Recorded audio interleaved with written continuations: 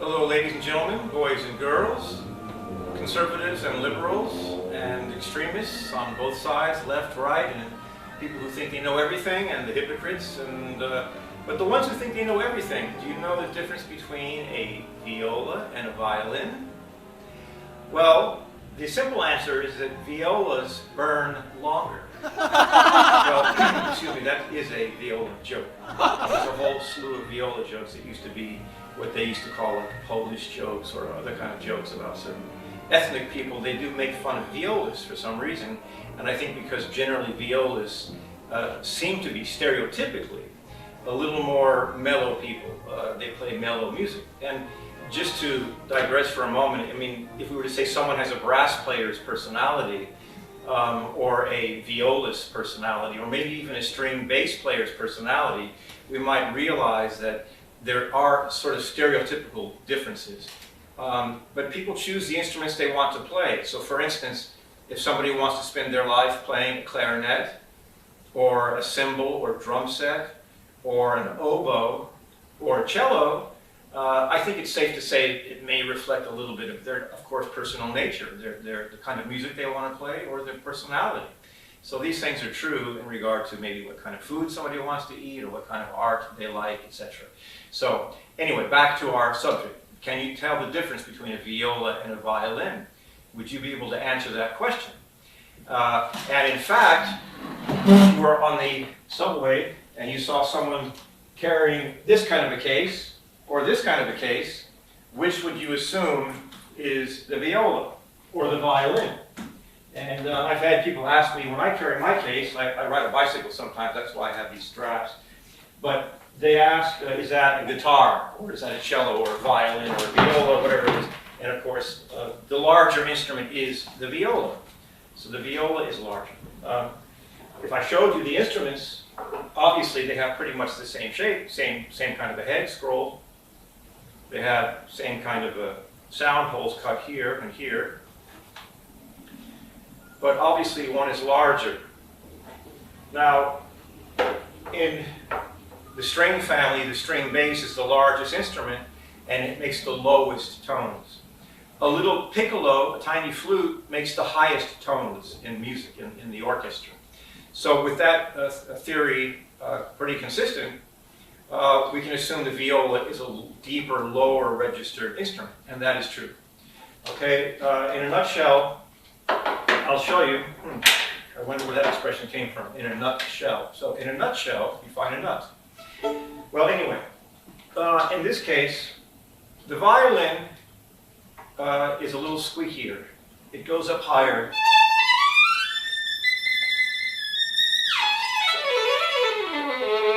The lowest note is G, and the highest string is E. And we can play very high.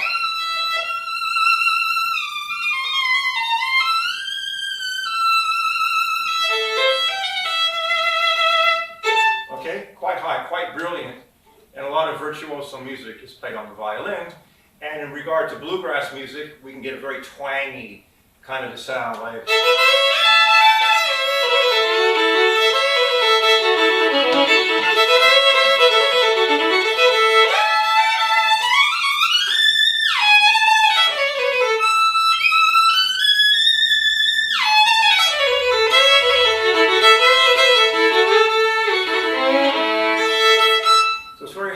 sometimes harsh, and they say sometimes violinists are high-strung, a little bit more intense people than violists. Those generalities are not so useful all the time, of course, to rationalize or generalize so much, I should say. But they are squeakier. Sometimes in the old days, in the popular music, they'd say they're mice. They play the mice. They're the mice. That kind of thing. But anyway, violists start on a lower string, C. And the highest note is A, which is up here.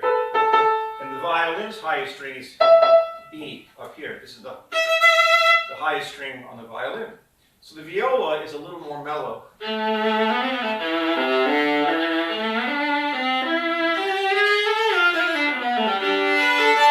And one advantage of playing the viola is that you can play the beautiful Bach cello suites.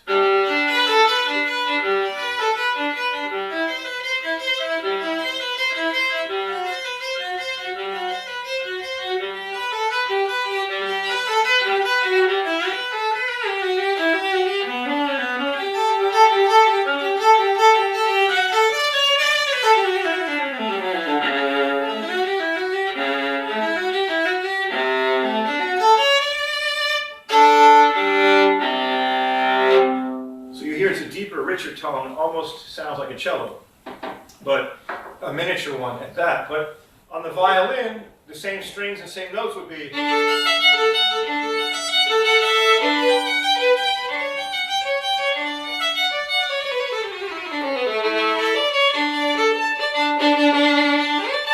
So it's much higher up, and you get a whole different tonality. So that's the long and short of it. Now, the evolution of the instruments, I don't know too well. I know that a lot of music originally was played in religious surroundings, perhaps in churches and things. There were violins, of course, in Ireland and in China, and many places. It sounded differently. The violin in China might have evolved from the erhu, and it might have played music something like this.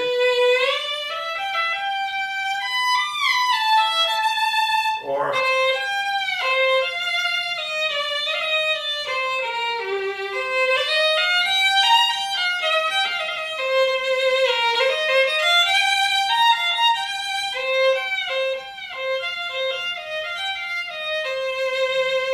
and of course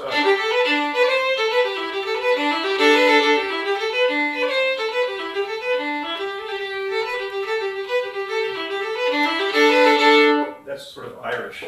So obviously the personalities of the people, they wrote music their own way and it evolved in their own way. Now the violin, because it was more brilliant and up higher, it could be heard further away, was conducive to virtuoso playing, and many violinists became famous, as many pianists became famous as they altered the harpsichord into a piano, and concert halls became larger, and people began becoming virtuosos and became superstars, and of course it came out of the church in European evolution of the violin and viola. The viola, because it's a lower instrument, for some reason the composers, since it's lower in tonality and in pitch only, it wasn't projecting well, and it sort of stayed as an accompaniment type figure.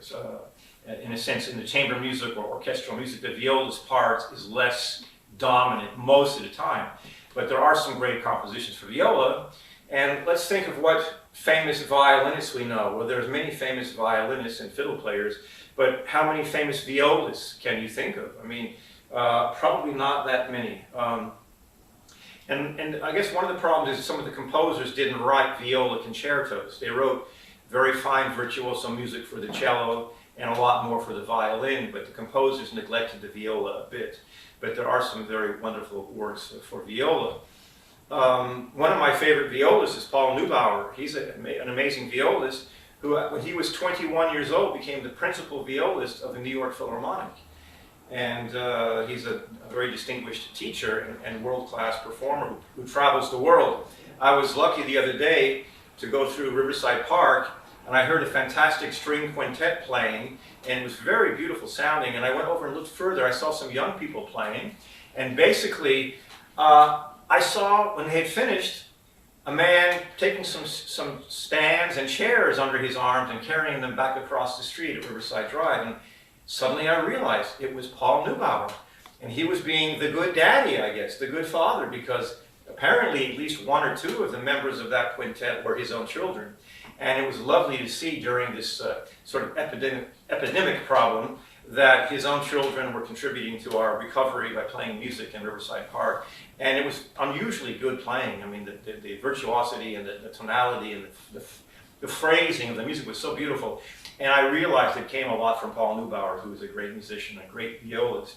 And so it would make sense that, as they say, the apples fall close to the tree. And in this case, it's very nice to see that Paul Neubauer's family and his children are playing beautifully as he is also. So anyway, so he's holding forth and bringing the viola to the public, and I'm sure the public is lucky to get him play whenever they get a chance. Other than that, I love playing viola myself. Not every violinist plays the viola. The clef is written differently, so the notes are a little bit of a different translation when you read the viola part. But if you spend a little bit of time doing it, you can adjust yourself to playing the viola transcriptions, the little change of the clef. And you can enjoy playing the Bach cello suites and a lot of other music also on the viola.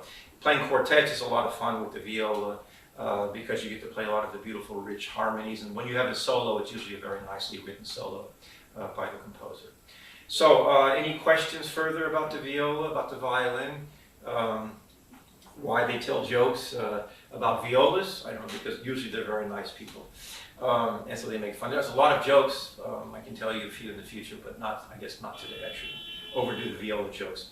The size of the viola and the intervals and spacing is a very good question. Basically, since the viola is larger, I guess a person would need to have, ideally, larger hands. Although anyone can adjust their hand to a viola. Now that also brings me to the point that violas come in very different sizes. A full-size violin is pretty standard. Okay, it's pretty standard size. Every full-size violin comes traditionally about this size. I believe it's something like 355 millimeters. Okay, but violas come in very different sizes. Some are huge, like almost 17 inches long. That word was huge. Some violas are almost 17 inches long. Some are 16 inches. So there's quite a large difference in the traditional acceptance as to what size a viola is, but they are larger. So when I play the viola, even though I'm relatively tall and skinny, whatever, not so skinny, but tall, I have to stretch still to play this scale.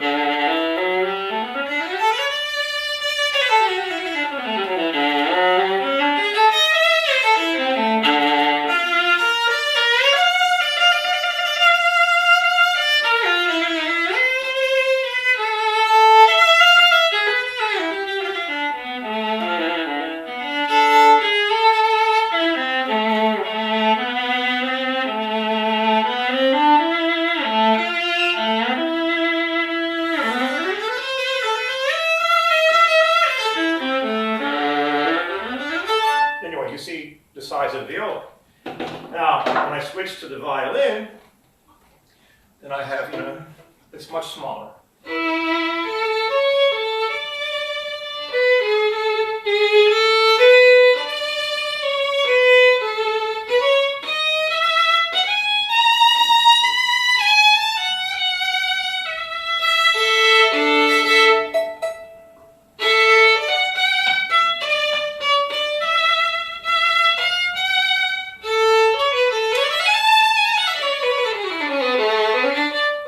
Smaller. Okay.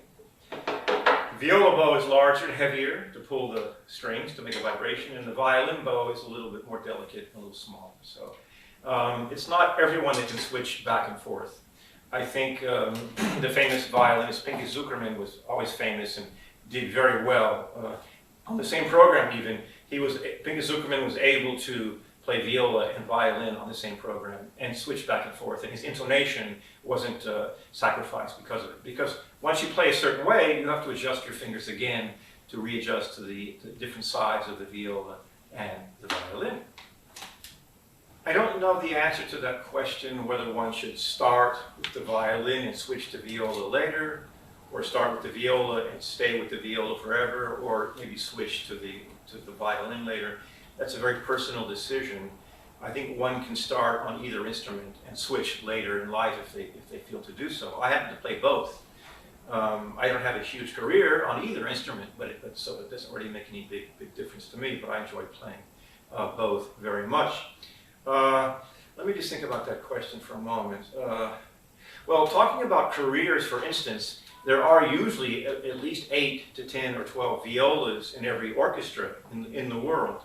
In the violin section, there's usually at least 12 to 16 or 20 violins. So anyone who can play both violin and viola may get, in a sense, pardon the expression, more employment out of it to be able to play both. I do know that sometimes there are fewer violas out in the world, and so if you're going to look for a college scholarship or something and you play viola, and you can play viola in their university orchestra, you may get a little more scholarship if you also are able to play the viola.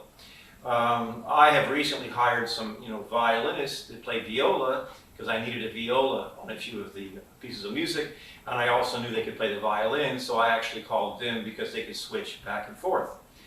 And every once in a while when my orchestra, the Manhattan Symphony, goes on tour, I can hire someone who plays either the violin or the viola, depending on where we have a vacancy or an opening. So some people play only violin, or only viola, and they're less flexible in regard to maybe earning a living in the future. But I'll be discussing that subject in the near future very soon about the professional world of classical music, etc. In the meantime, any other questions about the viola or violin?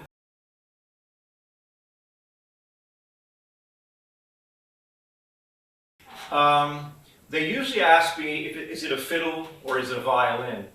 Viola is something people are a little bit less confident about. Not everyone knows what a viola is, or how to pronounce the word viola, or violon, or violin. Sometimes these words can be confusing. So violoncello, violoncello, violon, this violoncello is supposed to be something else, violoncello. The bass is, well, contrabbasso, I don't know. So cello plays this way. Clearly it's a much larger instrument. But in regard to asking about violas, people are only proud of their knowledge. If they know that it's a large instrument, they know it must be a viola, then I think they're showing off that they know it's a viola and not a violin. And they may be a violist. So when I see somebody carrying a large violin case, I usually know that they're violists. And I might say, oh, you're a violist, or did you practice today? And they usually look like, you know, if I say, did you practice today or something, they get a little offended sometimes, or they might laugh if they have a sense of humor. So, and violists do have a sense of humor, because they really have to have, because of the Viola Jokes. I'll give you one viola joke, which is kind of silly, but it's just less offensive. Some are very offensive in a way, but the one of many viola jokes I have to know is they ask, how do you know that the stage is horizontally balanced? It's not slanted one way or the other, and they say because the saliva is coming out of both sides of the viola's mouth.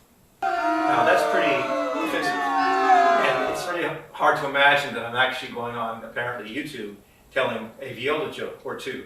But yes, I did it, folks, and I hope you can get over it. If you're not totally offended, that you'll somehow forgive me. But I just wanted to give you an example of viola jokes. In fact, it might be a nice way to meet somebody, especially a violist, or a violinist, or a cellist perhaps, if you have to ask them, do you know any viola jokes? And they may know one or two. Most likely they'll smile, even if they are a violist. And some violists know a lot of jokes, and sometimes they make violin jokes. I don't know. I know there's another joke I just thought of, and that's what's funny when you start thinking of jokes, viola jokes, they start coming back to you. But there's another one saying, how can you prevent your violin from being stolen from a parked car? And the answer is, put it in a viola case. Okay, I think I've said enough before I get myself into some deep trouble. So I'll sign off today by saying, please, violists, forgive me. I'm trying to bring some attention to the lovely viola, the lovely rich sounds that it produces. And I love playing the viola. And I've liked all the violists I've ever met. They're very nice people. So be nice and say hello to your violist today. If you see a violist, be sure to say hello and give them your best and my best. And I give you my best also, everybody. And I hope that you have really a wonderful week or two. And send us some comments and some more questions. I really enjoy speaking to you, as long as you're interested or curious about the violin and viola and my artwork also. Okay? So all the best to you. And your dog, and your cat, and your turtle.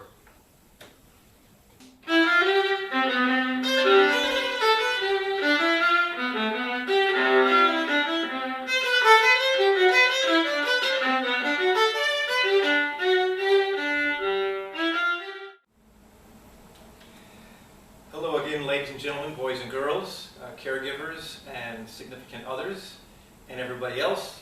A little afterthought, real quick, about violists and violinists and their playing styles, etc. There's an official acceptance of violinists. You know, they generally are supposed to play like this. You know,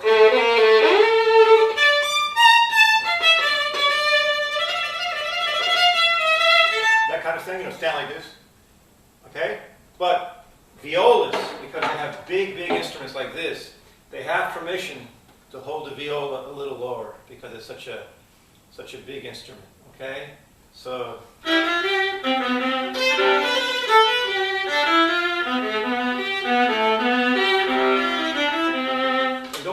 tighten your bow when you play. But violas have permission to hold the viola a little bit lower because it's really a bigger instrument. They don't have to hold it up like this. If they did, they would have a lot of tendinitis. And with that being said, because I told you violas all have different sizes, the violas, sometimes in the old days, the orchestral players had these huge violas. But over the years, they were buying and opting for shorter, smaller violas because a lot of them were getting tendinitis because the orchestral musicians rehearse all week long. And holding that big viola up in rehearsal was really hurting their shoulders and their arms. So the trend lately was to go smaller, to go a little smaller. So just a little afterthought I thought would be important to let you know why violas have permission to hold it. Because somebody might say, Mommy, Mommy, look, he's playing the viola or the violin down so low. You always tell me to hold it up, hold it up, hold it up. And she'll say, that's a viola, honey. And violas are allowed to play that way. Okay, just so you know, it's okay.